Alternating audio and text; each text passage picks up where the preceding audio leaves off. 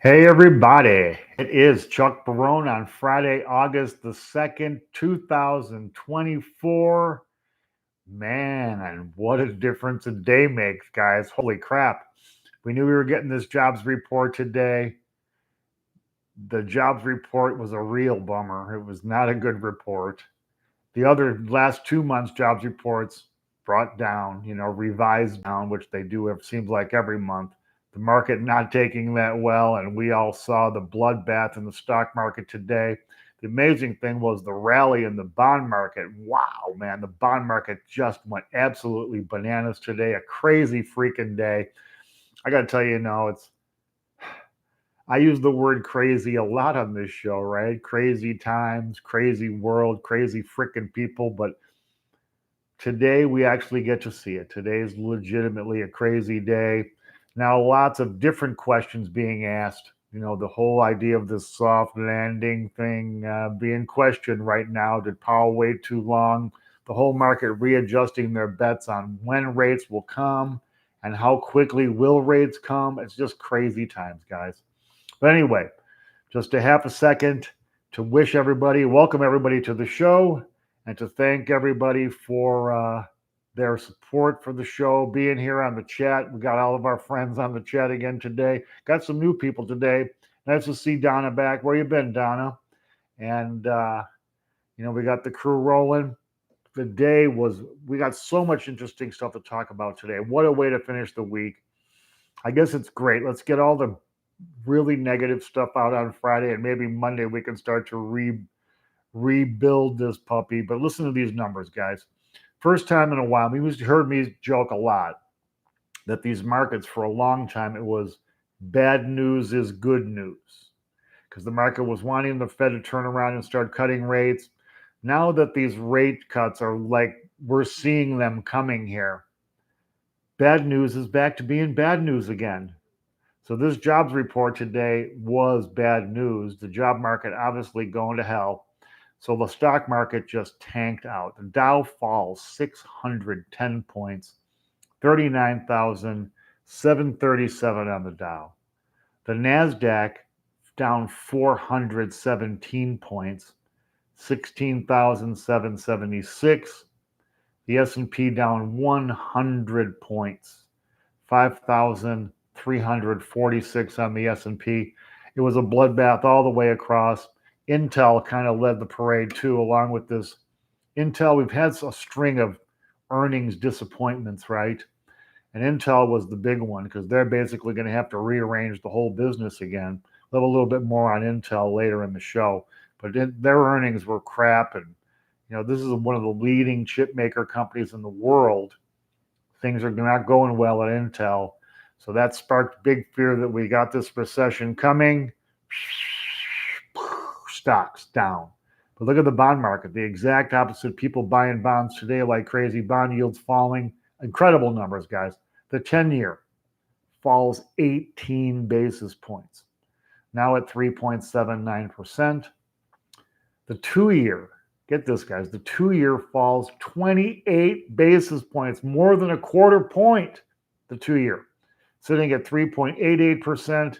Now this inversion is just at 9 basis points. I think it's going to go back to normal without a recession, or maybe we're in a recession already, we just don't know it. But this inversion it's been a long time. I want to say like 26 months or so that the yield curve has been inverted, signaling a recession coming. But now it looks like it's about to go back to normal, and it looks like the recession is likely.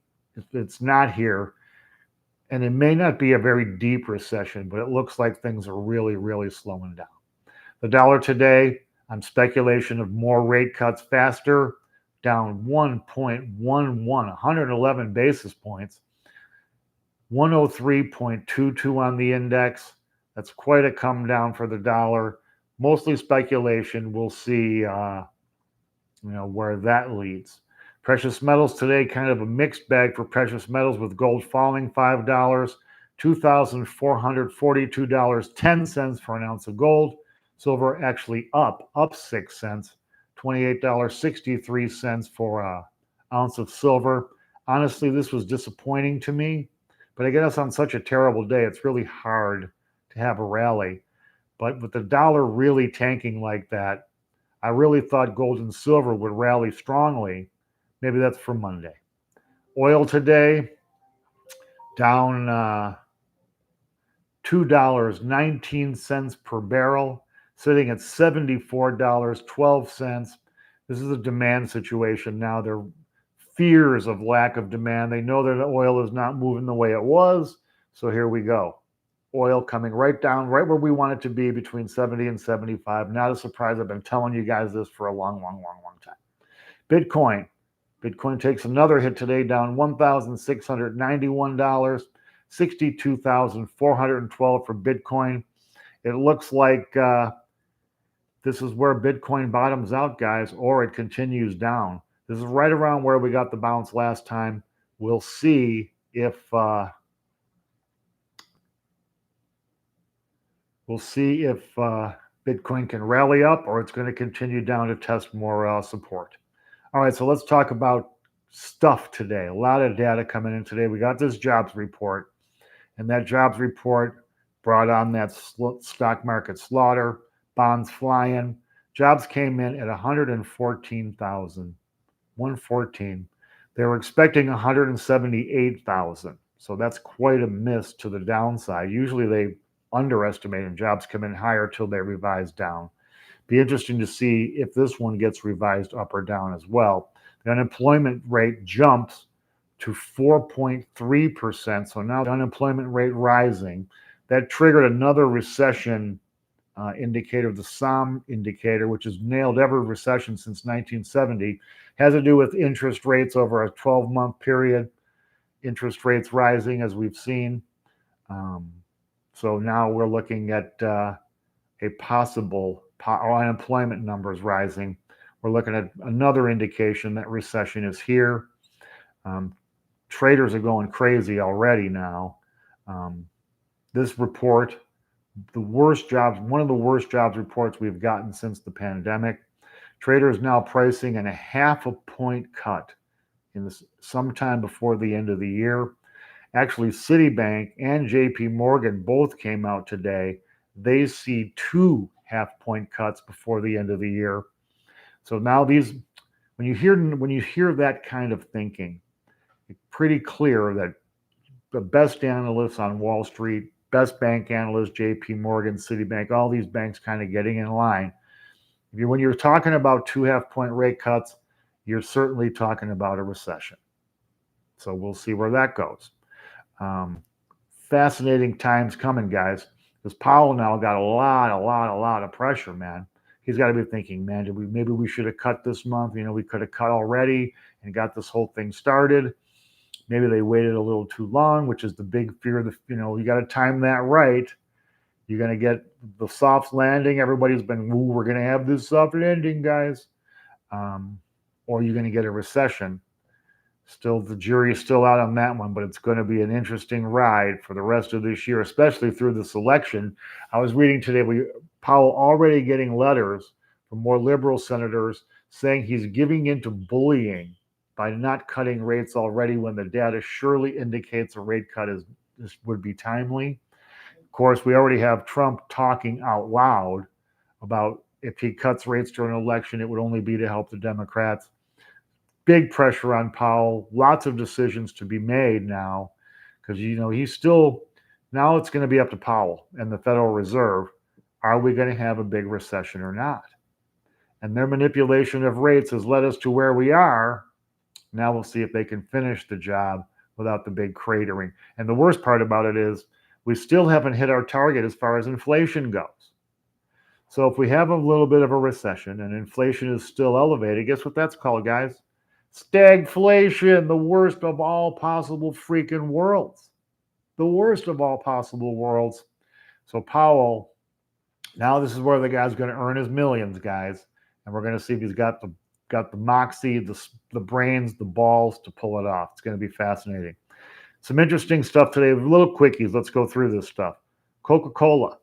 We have the IRS actually doing what the government said they were going to do, cracking down on corporations, cracking down on the wealthy.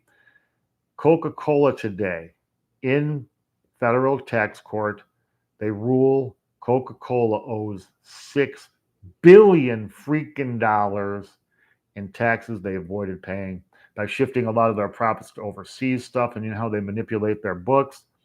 Coke gets slammed for $6 billion freaking dollars. And these corporations, you gotta love these guys, man. Did you know in the 50s, in the 1950s, corporations paid half of all the government revenue the government collected? So the corporate taxes were obviously dramatically higher than they are now. And they could be because America corporate world in the 50s dominated the whole world, which was rebuilding from the war. But nowadays, corporations pay about 17%, 16% of the revenue the government collects, and they're still screaming bloody murder they pay too much. They're still always scamming to get out of paying taxes.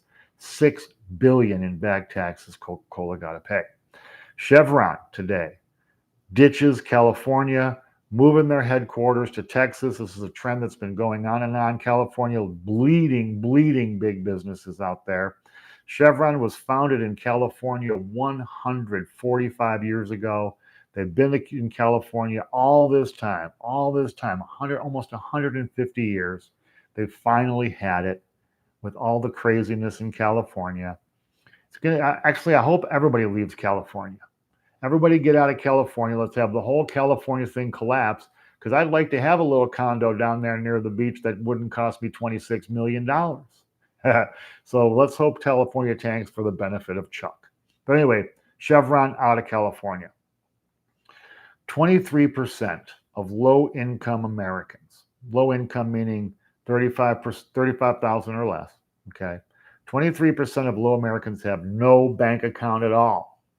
No bank account. Guys, they want to tell us that everything is great and wonderful and happy and wonderful stuff. Guess what, man? 23% of low-income people don't even have a bank account. So these are the guys who are in the supermarket getting money orders at the beginning of the month to pay all their bills. Sad state of affairs. Banks are the rudest, though, because what happens is if you overdraw yourself at a bank and you're a low-income guy and you accidentally overdraw yourself by $1, they're going to charge you $35 or $45 or $50, overdraft fee. Big screw job.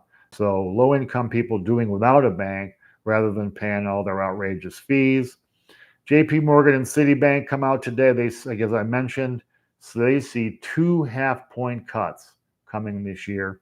The Fed will meet 3 more times. They got September, October, and December, I believe. I really have been a believer that the Fed would not be messing around with interest rates during this election. It looks like they might have to.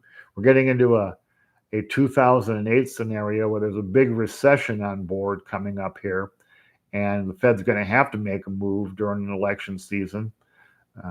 It's going to be fascinating to see it, man. But we'll see now. These half-point cuts, is that really where we're going, man? I mean, we still haven't hit our inflation target, guys.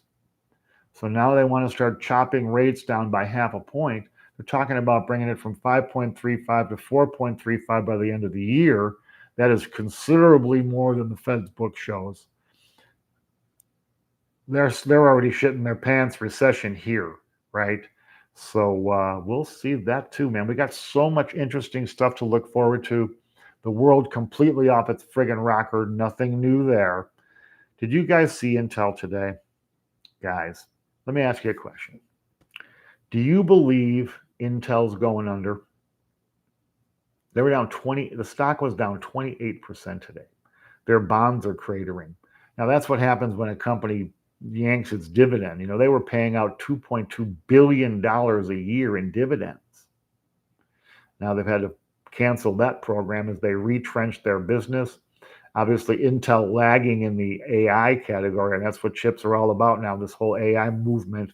So Intel got some work to do getting caught up. But I really believe that this might be a bargain here, guys. I mean, hard to buy a company, buy a stock when you see it get smashed to smithereens like Intel did today. And I'm guessing will still going forward. I mean, I doubt it's going to be a one-day bounce back. I think Monday will probably still be pretty ugly in this market as everybody that wasn't paying attention today gets caught up on on what in the hell's going on in this market, what's going on in our economy. Craziest stuff. I got to say, guys, we're getting whipsawed like crazy. They were just talking just a few days ago. The Fed was talking restraint on these cuts, trying to do it, land the perfect landing, right? Now, the jobs report basically changes everything. Now, the interesting thing is, here we go. So, what comes next? What do you think is going to happen? Where are we going from here? Well, here's what I see.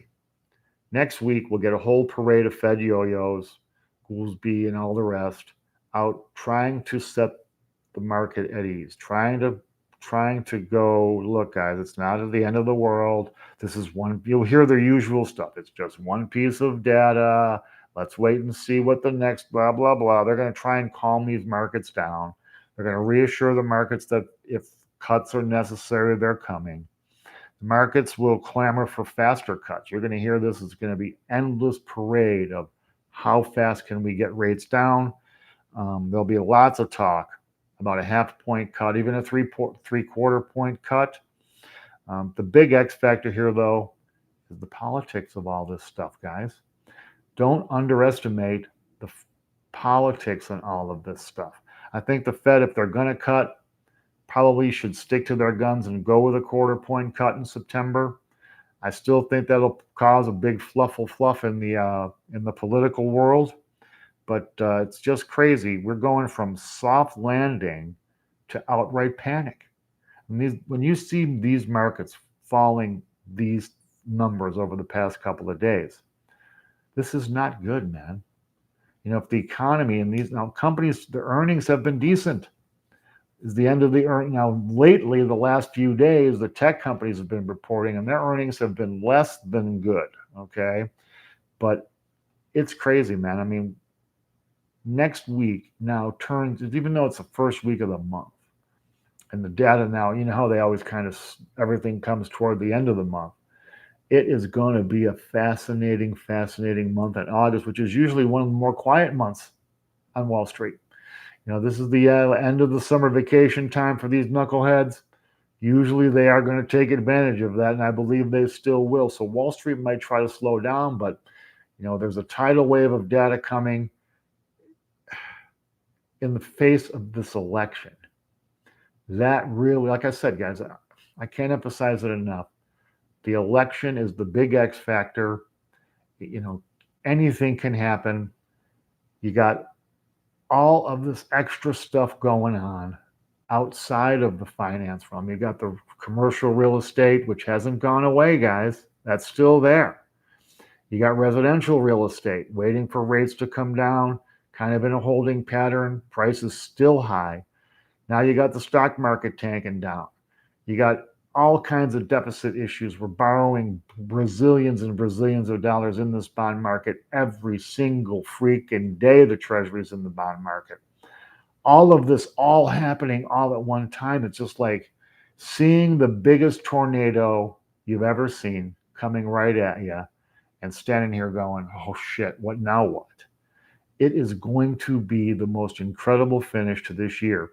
Because as the election goes, and the way the numbers, the markets have different ideas of what will happen if Harris wins or if Trump wins. So as these numbers change on the polling, battleground states, national polls, everything else, every little slip up, misspoken word, everything going to get magnified a million times. And all of this is going to make the thinking about what comes next change. So it's just going to be the world record. There you go. Fire up the popcorn, man, because, if you've been listening to our advice, all the basic stuff we've been talking about in this show since we started it, none of this stuff is really affecting you guys. Now, the election, maybe, we don't talk so much politics here, but I'm talking the finance stuff.